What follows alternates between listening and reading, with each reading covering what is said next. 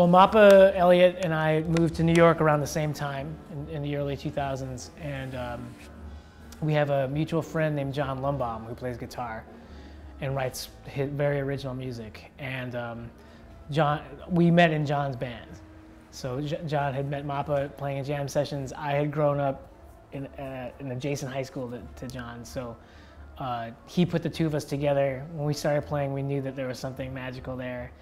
And right around that time, Mappa had the idea for this band. And he's like, I'm looking for a sax player, let's just do some sessions together. So he had already met Peter Evans at Oberlin.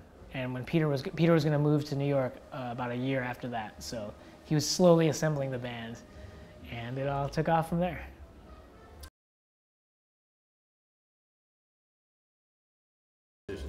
I think that the main difference with most other people and some other bands that I've got a chance to play with, it's just the parameters of what kind of exploring we do on stage or whatever. I mean, the thing about most of the other people who do the Killing, it's a decade old almost, and we really didn't have necessarily an idea of what the music was going to sound like until the four of us got together and started playing, and we became really great friends, and there was a lot of time on trains and buses and just in restaurants and diners where we were just talking about music and things we liked, talking about things we liked in paintings, sculpture, like books, anything, movies.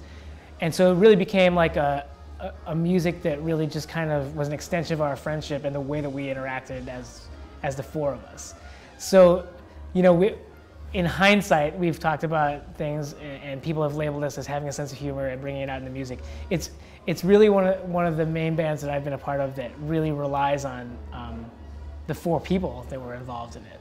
And that's really how the music developed. So it was a big lesson for me when it was going on.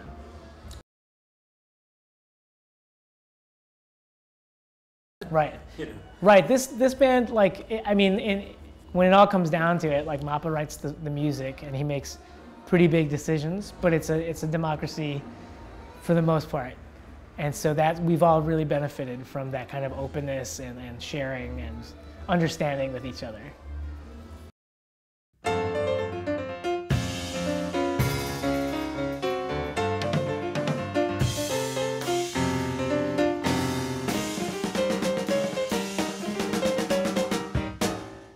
Hi, I'm Jon Irabagon. To see my interview and others, please go to jazztimes.com.